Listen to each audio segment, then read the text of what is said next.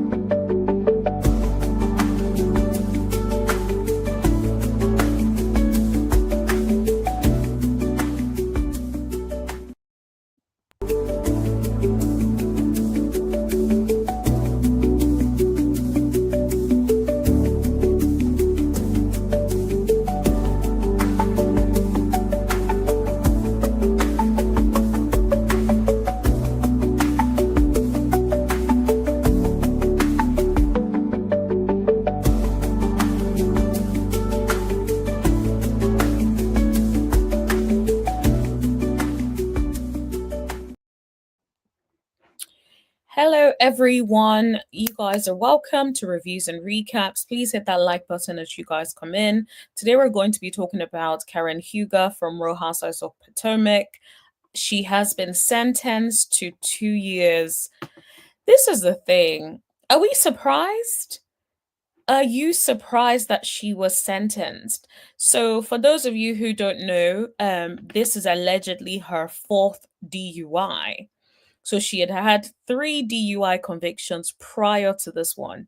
So I'm not at all surprised that she is actually being, oh, excuse me, that she's actually being sentenced on this occasion. So I'm just going to read what the neighborhood talk had to say about it.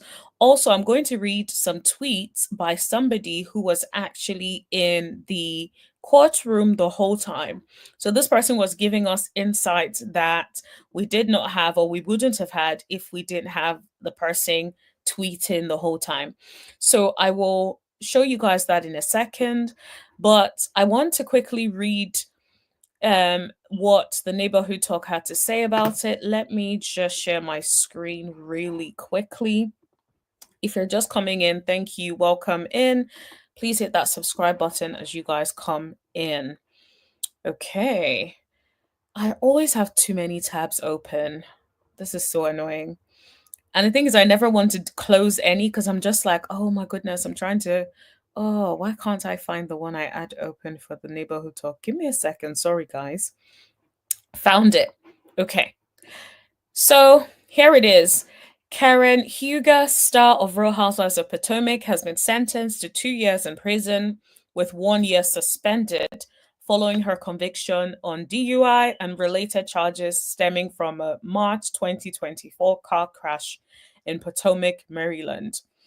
This means Huger will serve 1 year behind bars.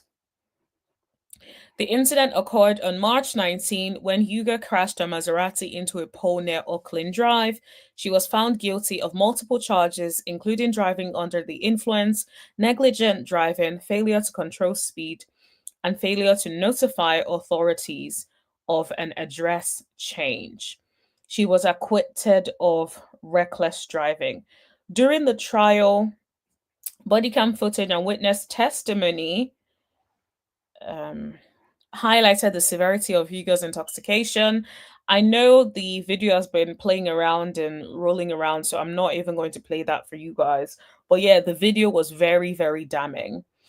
And she was unsteady, she was slurring her words, cursing at officers, and declined a breathalyzer and field sobriety test.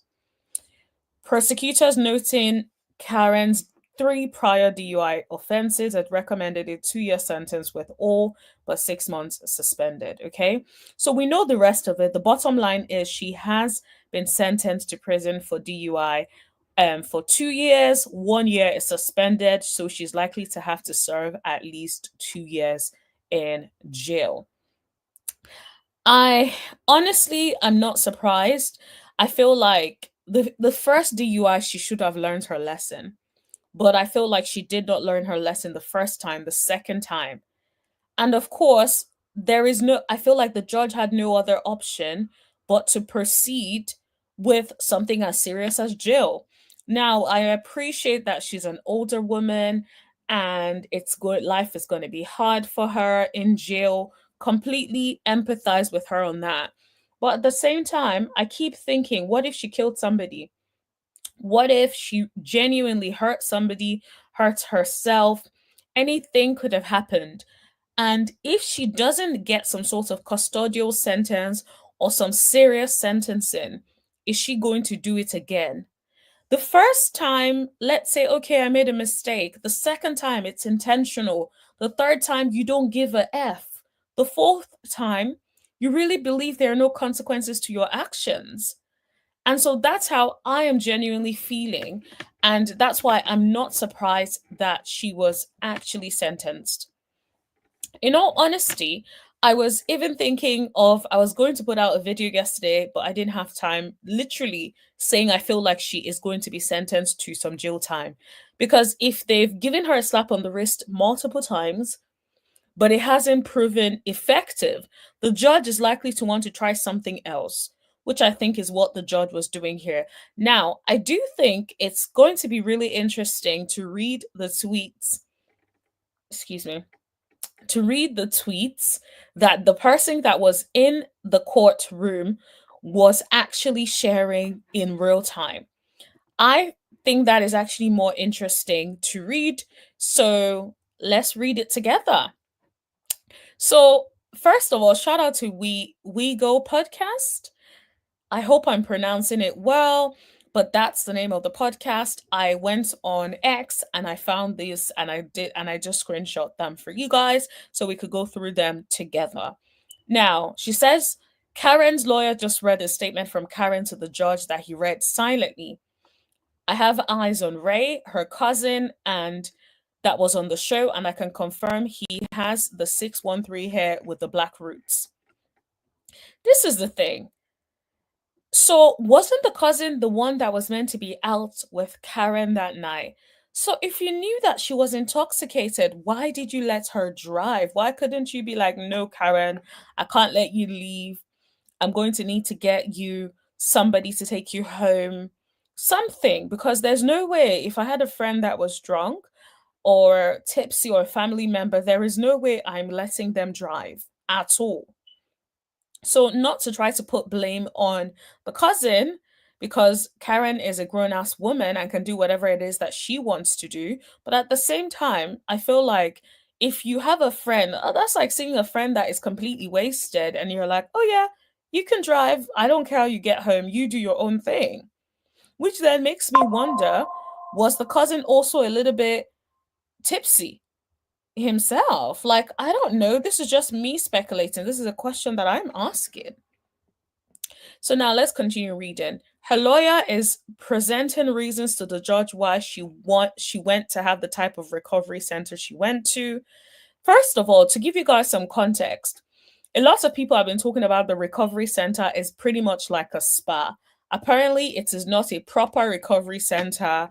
It's almost like a whole stimulation. It's not like a proper rehab. It's literally like meals are catered. It's home away from home. At least that's what it sounded like. Okay.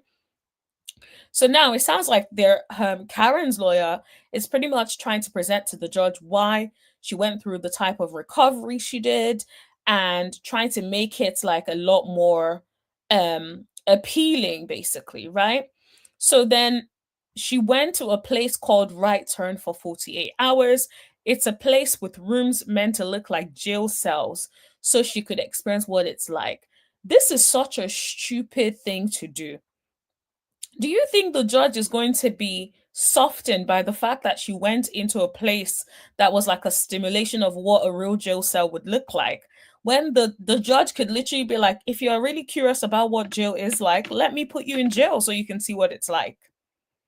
It doesn't make any sense. I don't know who's advising Karen, or I don't know if she is just the person that doesn't listen to advice and does whatever she wants to do. But going to a place with rooms that are meant to look like jail cells is ridiculous. There is no simulation. that is going to be like the real thing, in my opinion. Unless you're telling me they're going to replicate the food that you get in jail, they're going to replicate the sleeping hours and the sleeping patterns. And I guess with this one, you can leave whenever you want to leave. In jail, you can't leave whenever you feel like it. That is absolutely ridiculous. So apparently, Karen also has a continuing relationship with her therapist. My thing is, I feel like Karen could have played this whole thing better. I don't know. Like I said, it's either she's getting really bad advice or she is just somebody that does not listen to advice. Please hit that like button as you guys come in, by the way, so that other people can find this video. So it's either she doesn't listen to advice at all, right? It's either she doesn't listen to advice and she's a problem, or she's not getting good advice. She doesn't have good counsel around her. Because, and I'm not talking just about like lawyer, I'm not talking about lawyers specifically, I'm talking about family, friends, people that can actually tell her, girl, the way you're going about it is not the right way. Because if I were a friend to Karen, the whole time the whole thing happened, I would have said to her, I would have spoken to Ray and her and said, okay, Ray, when you went to go and meet her, what did she look like? Did she look like she was drunk? If that was the case, I would be like, okay, Karen, what we need to do is you need to be on the Real Housewives of Potomac. You need to have a whole revamp. You need to be on the show, obviously not drinking anymore, saying that you're taking AA classes, saying that you have gone to rehab, making that the whole storyline for the season. If you had done that, then first of all, you wouldn't have even taken it to trial to begin with. I'm sure the judge was even irritated because it's like you wasted the court's time only for there to be such obvious evidence by way of the cam footage, right? Clearly showing you being so intoxicated. So it's like, why waste our time? And for me, I'm just like, I struggle to understand why she wouldn't have seen that footage in Discovery or something. It just doesn't make any sense to me. It's like, why would you still go along? Which is why I'm like, is it that she didn't have good advice? Or is it that she is just terrible at listening to advice? I don't know which one it is, but it's not looking good. Not looking good at all. So hold on. I really hope you guys can see because it's still okay. Yeah, no, it's fine. Because it's basically saying at the top that it's sharing something, sharing Instagram. Because I thought I stopped sharing Instagram. Okay. I hope you guys can actually see what I'm reading. If you guys can't see what I'm reading, let me know in the chat, by the way, because from my end, I think, I can only see the screen. I can't see I can't see what you guys can see. Okay. So my thing is like, I don't know who she's talking to. I don't know who she listened to. Because if you were on footage like that, you could have hired a whole PR. They would have done some cleanup act for you. They would have told you the kind of things to do. You would have started a charity helping alcoholics. You recovering alcoholics. You could have done so much since March last year until now to give yourself the best possible chance when it comes to sentencing. I feel like she could have done all of that. And I think things would have gone a lot better because she can say, yes, there were all these different previous what's it called, DUIs. However, something happened recently that triggered it, and then she hit rock bottom, and then she has done the work, and she can even take a test that shows that she hasn't been drinking. I just feel like there is so much that she can do. Imagine she went to like rehab and they can show and prove that she hasn't been drinking and she's been doing so good. It's like, and there's like different monitoring things in place. if I were her lawyer, those are the things that I would have been recommending. Now, that's not to say that they didn't recommend it to her. It could be that Karen just feels like she's the grand dame and she can get away with anything because she has gotten away with anything for such a long time. So it could have been that's really what it is. And she's just like, I do whatever I want and no one tells me what to do. And maybe that's what has led her to this point. But apparently, it's a place where the rooms are meant to look like jail cells. I've read that. She also has a continuing relationship with her therapist. I'm like, okay, so my question is, did she have a continuing relationship with this therapist prior to getting arrested for the fourth DUI? Or is this a new therapist? When she got the first one, she didn't think she needed therapy, or the second one, or the third.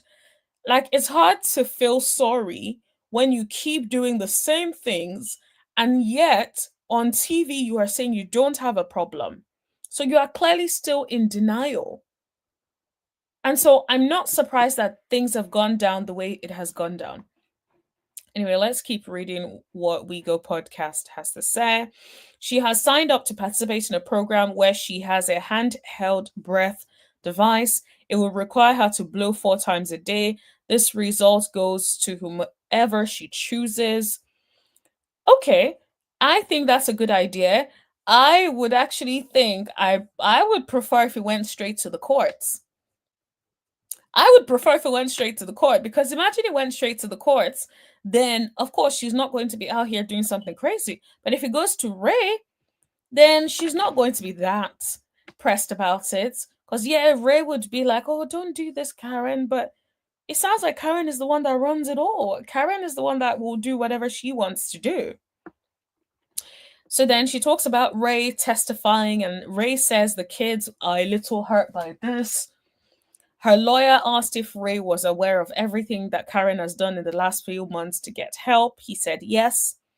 He told the judge Karen is doing very well and has recovered from the accident, and Karen is crying. Here's the thing.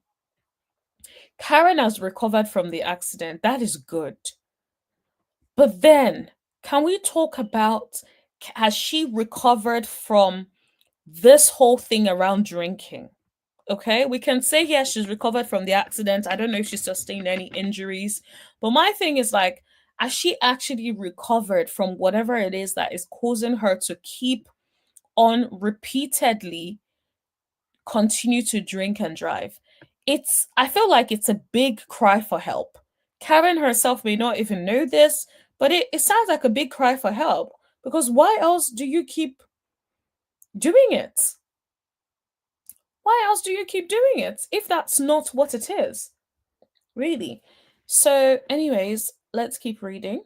Ray is 77, and I have to say he looks good and gets around good. Oh, that's nice. I didn't even know Ray was that old. Not that 77 is that old, but you know what I mean. Like, I didn't know Ray was 77. Okay. So, her lawyer said she's a good person. She has been gracious through this experience. What is she supposed to do? What does he mean by she has been gracious? What else is she going to be? Like, I just don't really understand how that is meant to be like a strong, like you standing up to really be like, yeah, she's been, so what else is she going to be? She's trying not to go to jail. Like, I really do not understand that. If I were the judge, I would just be like, okay, and he has asked the judge for a suspended sentence, 3 years probation, AA twice per week, make therapy a condition, and another thing, but I couldn't hear because people were rustling around. Okay, bless her. That makes sense. So I actually see what the lawyer is saying. You can see that the lawyer is trying to fight and push for rehabilitation. So 3 years of probation so she can be monitored. I think that's a good idea. AA twice per week, and also push for there to be therapy. I think those are really, really good suggestions. I personally would say more than 3 years probation if I were the lawyer, because she's had multiple offenses in the past. And how long ago were these offenses, right? So I don't think 3 years is enough. I would have said maybe even 5 years probation, or maybe slightly even long, even slightly longer than that. Um, just as a way to prove that she intends to continuously be sober. But I can also understand why push for too much when, when ultimately you don't want your client to be as restricted. Okay, so the prosecution isn't really buying the reason given for Karen choosing that recovery spot. You see what I said? You see what I said when I said at the start that recovery spot was such a terrible idea. And this is why I keep saying I don't know if it's she doesn't listen to advice or that she's not been given the right advice, but I don't know why anybody would choose that spot. If you're really trying to prove that you are sorry, then you go into some intensive rehabilitation program that can actually show. And the thing is, if she was smart, she would have done that even before the trial had happened. Because if she had done that even before the trial had happened, then that is someone that is really showing, like, wow, I'm taking this very seriously. This is a priority to me.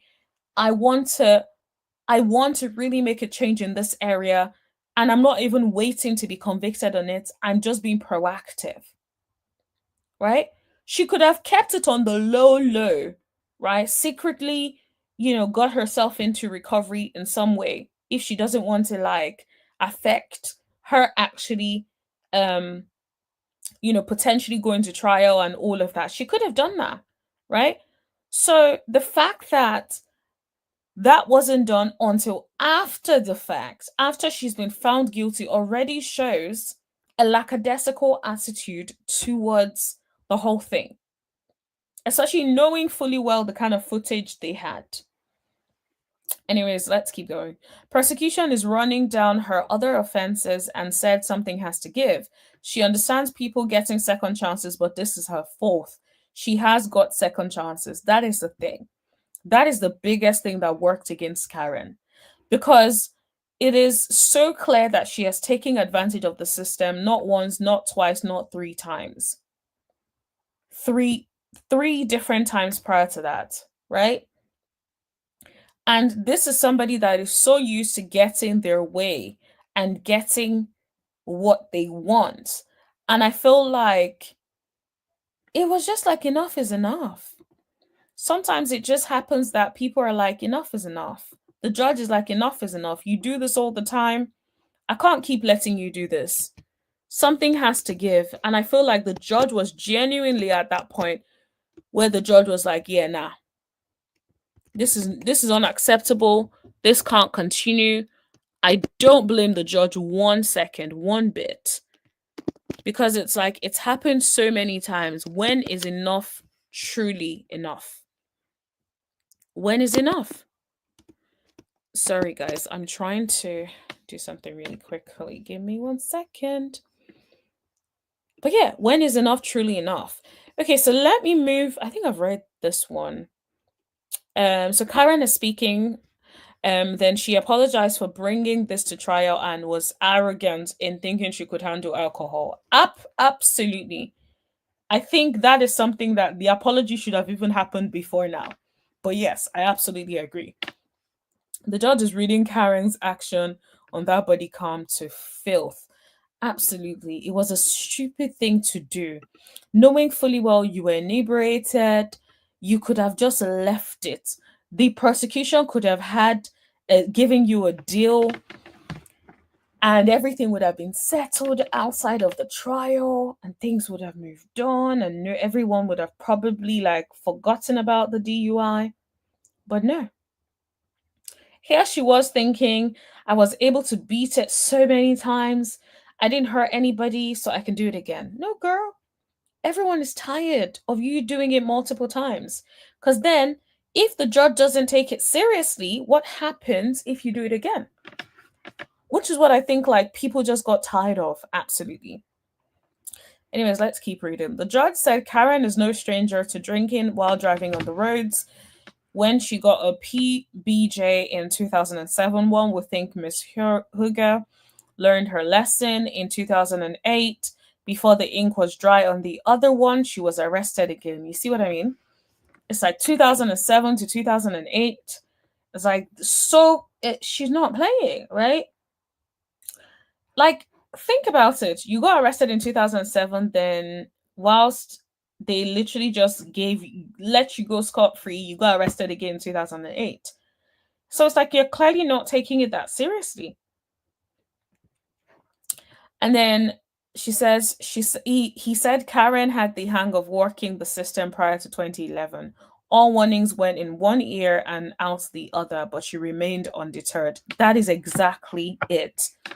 It's like if you've gotten away with it so many times, it's so easy to feel like, yeah, there's nothing, I will get away with it again.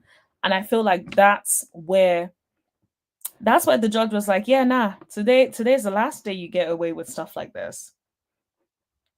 The judge said, how about a program without a summer connotation? You see, the judge was not feeling that freaking stimulation that was supposedly meant to be a rehab. Be a rehab. It's interesting to see her thoughts saying, y'all, I think Karen is going to jail. Funny enough, that's what I was thinking last night. I was just thinking about the whole situation, and I found out that there had been 4 DUIs in total. I was like, yeah, she's going to jail. Because imagine you're the judge that lets Karen go scot-free, and then a few months later, she gets into a DUI and hurts somebody. How would you feel?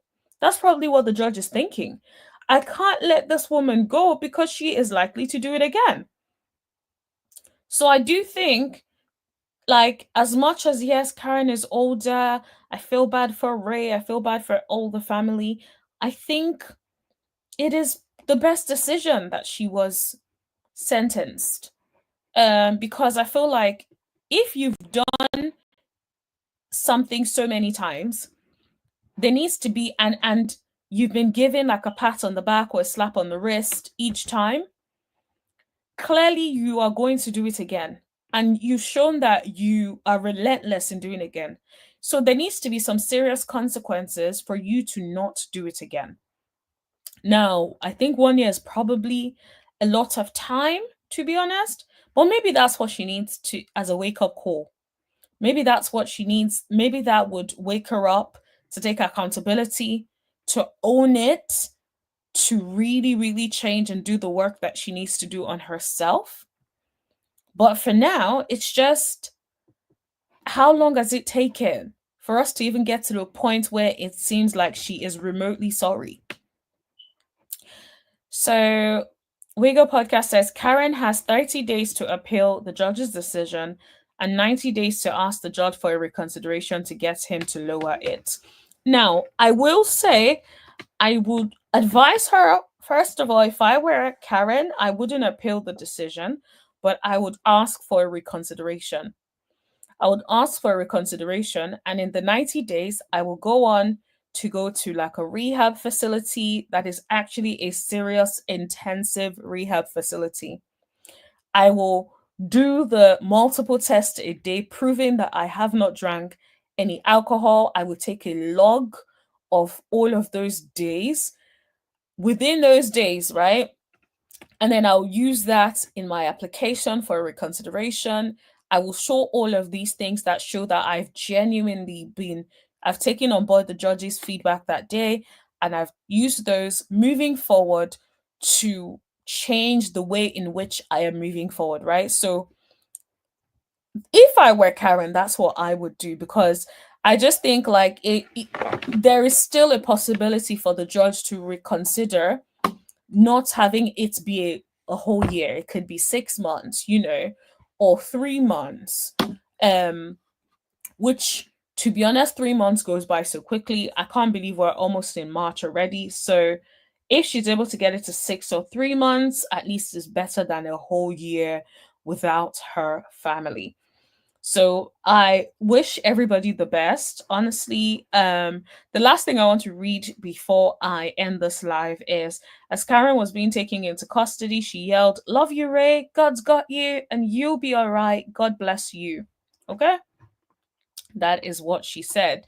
Shout out to WeGo Podcast, because my thing is, how are you able to write all of this in the courts and not get caught up, not get pulled out, not get like pulled out for having your phone? You did the dang thing. You really did the dang thing, because how? Like, you need to teach me how to hide my phone and be having all these private conversations whilst in court, because that is crazy, girl.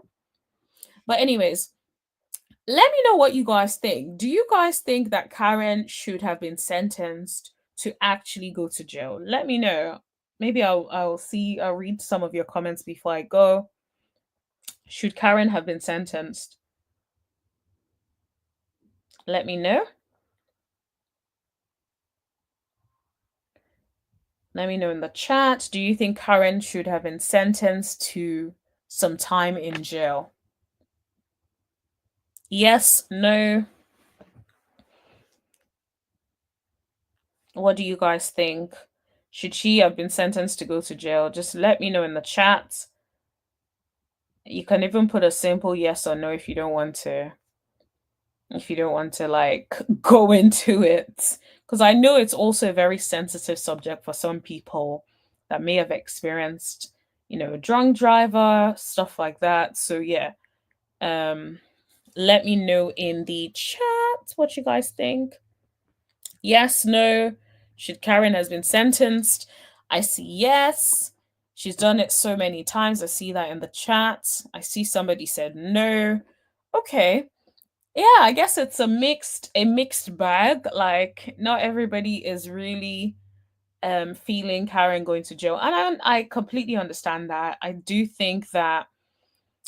feel bad about her going to jail because she's a woman of a particular age. But at the same time, I'm just like, okay, something needs to give.